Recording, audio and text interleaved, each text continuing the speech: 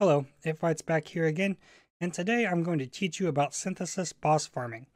I procced 62 bosses over 180 completed memory fragments, and I'm going to go over my current setup, the things I tried that didn't work to keep you from the same mistakes I made, how to set this up for yourself, as well as some general tips for boss farming in the Nexus.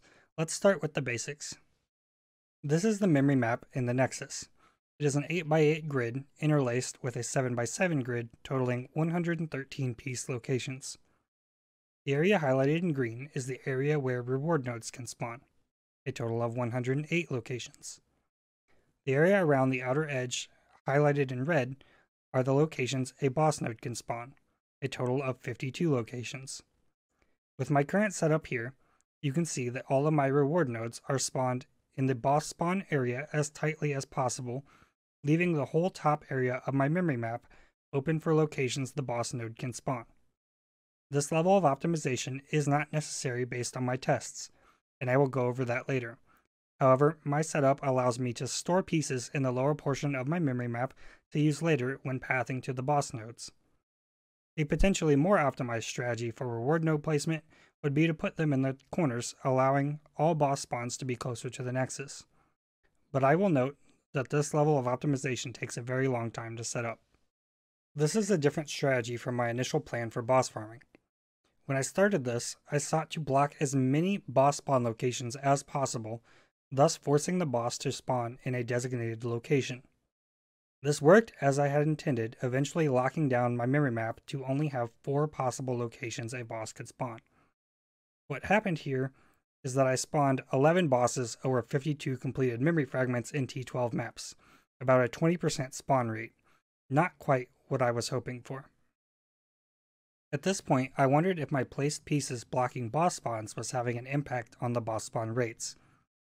So, I took a break from my maps and removed all of my placed pieces from the outer edge of my memory map.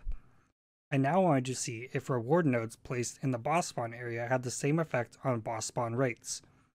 I paid a visit to the good old Harbour Bridge and proceeded to clear any reward nodes in the center section of my memory map, and then respawn them until all reward nodes were in the boss spawn area. Here are some tips for farming memory fragments in the Harbour Bridge. A Quicksilver flask of adrenaline is very helpful, along with a quartz flask so that you can run through enemies. An instant skill like Vortex makes things even faster as you do not need to stop. Just kill enough enemies to keep up your flasks and onslaught if you have an abyss jewel. You can use the same strategy to make your way quickly through the memory fragments. If you pay attention to how the jank starts closing in at the very start of the fragment, it will usually point you to the correct location of the memory stabilizer needed to complete the zone. Once you have completed the memory fragment, you can usually dive right into the jank at the edges of the memory stabilizer to quickly exit. Do this until all reward nodes have respawned, go to the Nexus, clear the reward nodes in the center section, and then repeat. This did not take me too long, and here is the resulting memory map that I created from this. After completing this, I returned back to mapping. This time, I procced 16 bosses over the course of the next 33 completed memory fragments in Tier 12 maps, giving me close to a 50% spawn rate. I checked my Nexus after every map. If a boss spawned, I immediately built a path to it and killed it before returning to mapping. Fantastic, I thought. This is exactly what I wanted. But at this point, I had used up all of my spare pieces pathing to so many bosses so quickly.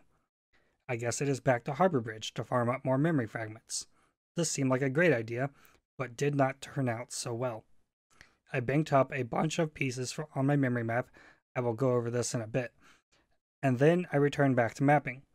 I then procced only 4 bosses in the next 21 completed memory fragments in Tier 12 maps, under a 20% spawn rate.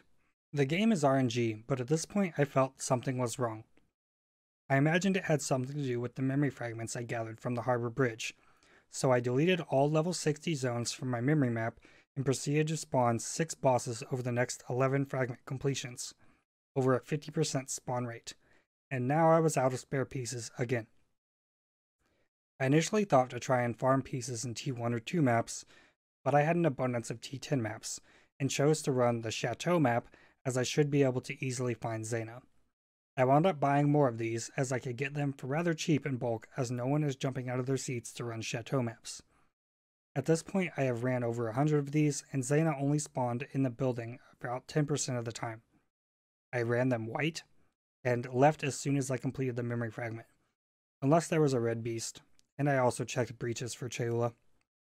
After doing this, I spawned 5 bosses over the next 8 completed memory fragments. This alleviated my concerns about using T10 zones to bolster my memory fragment numbers. I then wanted to run a larger test of this strategy, so including all of the bosses spawned from the time I deleted the level 60 zones, I ended up spawning 18 bosses over 45 fragments, which is a 40% spawn rate. This was the point where I spent 8+ hours grinding reward nodes until I was able to spawn them all in the lower portion of my memory map as I currently have. You can do this in Harbour Bridge, but I did this in T10 Chateau maps because it was far less tedious. This is not easy to do, but if you want to go this far, I will give you some tips. First off, spawn a boss node in a location you want the boss node to be able to spawn. There are 108 locations a reward node can spawn, not taking into account the multiple directions it can point. Anything that can block a reward node spawn in a location you do not want it is very good. Next, pay attention to where the memory amplifier squares are on your memory map. A reward or boss node cannot spawn inside of this square. So if one of these memory amplifiers exists in a location you are attempting to spawn something, you need to remove it by placing a piece into it, then either deleting, moving, or returning the piece to your inventory. This will remove the memory amplifier from the memory map. Doing this also means that when you complete a memory fragment, new memory amplifiers can spawn as opposed to a reward or boss node spawn. Finally, a reward node cannot spawn on top of a planned piece. As long as you have 39 or fewer of the 40 total pieces placed, you can plan up to all 10 of the memories you have in your inventory. You can use the planned memories to further box out locations you do not want a reward node to spawn, increasing the likelihood it spawns in the desired location. I am not sure if the orientation of the planned pieces can influence reward spawning, but there is a lot you can do with this. With some careful planning, you can place planned memories all over the memory map. This is what my memory map looked like when I finally got my last reward node to spawn in the correct location. Similar to the boss blocking strategy I tried earlier, a reward node cannot spawn on a tile that has 2 or more placed paths pointing into it. A reward node cannot spawn on a memory amplifier or on a planned piece.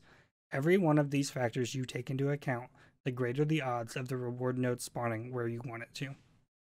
Once this is set up, however detailed you want to get with it, you never have to do it again on that character unless you were to run one of the reward nodes.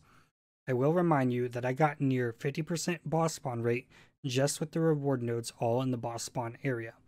However, being this strict with it allows my next topic, banking pieces, to be much easier. You can only hold up to 10 pieces in your inventory while having the ability to have 40 pieces placed. In my case, I have the entire bottom half of my memory map that I can use to place pieces that can be used later by moving them. You will need to farm up a bunch of pieces. I will remind you that my boss spawn rates tanked when I did this with pieces I got from the Harbour Bridge, so instead I farmed pieces in T10 maps with no apparent issue.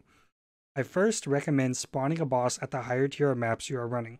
In my case, I am running T12 maps as this is the lowest tier of maps the Cortex boss can spawn. Otherwise, you will certainly spawn a boss in the maps in which you are farming pieces. Once you have accumulated 10 memories, you want to plan out how to place as many of them as possible while using as little charges on them as possible. I'm going to go step by step through how I did this. Now I've farmed up 10 pieces, and my plan of action is to go through this corner piece here, all the way down to this 4-way node, and I'll place these 2 corner pieces, make my way back up to this T piece, move this abandoned piece over to here.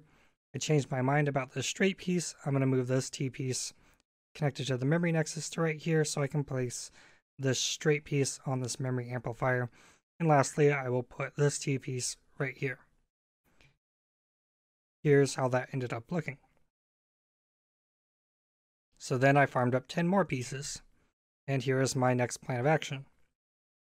I will go into this 4-way node, place this T piece, work my way down towards this T piece, place this straight piece here, come down here, move this corner piece up to here. Then I will move the four-way to here and use its final use to place this final T piece. And here's how that ended up looking.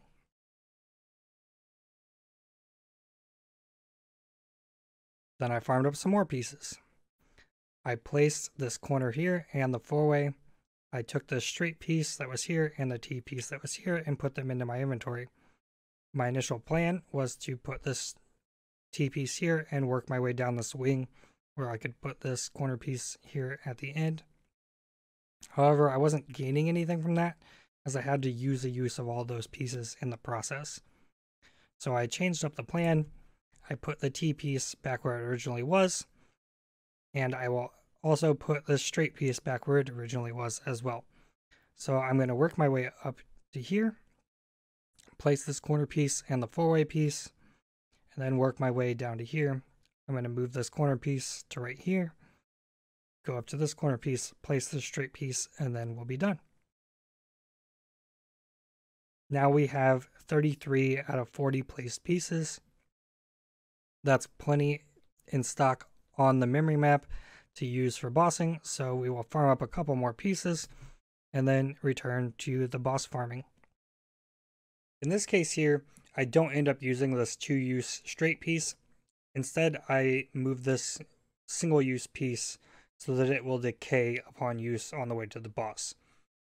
This is not absolutely necessary to do, but I do it where I can. So if a boss were to spawn in this location here, it would be able to still point in this downward direction, making it easier to get to. I have a couple of other notes when it comes to bossing. The first is to make sure that you despawn the boss zone before you return back to mapping. If you do not do this, you will complete your next memory fragment, and upon checking the memory map, you will see the blue blob of the previous decayed boss zone. In order to despawn the boss zone, all you need to do is make a zone transition within the Nexus and it will disappear. Or will it? If you happen to spawn a boss node in the exact same location as the previous boss node and make it back to that location before the instance of the previous boss zone expires, you will enter the previous boss zone even though it has decayed and been removed from your memory map. This is extremely confusing, as you enter the zone and the portals are already up to the previous boss that you just killed. To remedy this, you need to go back to the previous zone, then control-click the entrance to create a new instance, and then you will be in the newly spawned boss zone. This has literally happened to me 3 times, so I wanted to make sure to point this out. The last thing I want to mention is to make sure you watch out for the decaying T pieces. I have seen this a lot where you sprint to the stabilizer as fast as possible and the jank has already swallowed up the stabilizer. I don't know what you're supposed to do better in a situation like this, so make sure that you have backup pieces in case this happens. Or you can get extremely lucky and somehow manage to get to the stabilizer anyways. I hope I was able to help if you're looking to farm bosses in the Nexus as opposed to farming the reward nodes. The reward nodes are very enticing, but I have been having a lot of fun doing this and have spawned some ridiculous bosses like the super speed rewritten fight going on in the background. Only 2 of my 62 bosses so far have been the Cortex fight, though it may spawn more often in higher tier maps, or at least I hope so. I will have more stats on the Nexus boss spawn rates in my upcoming tier 12 mapping video.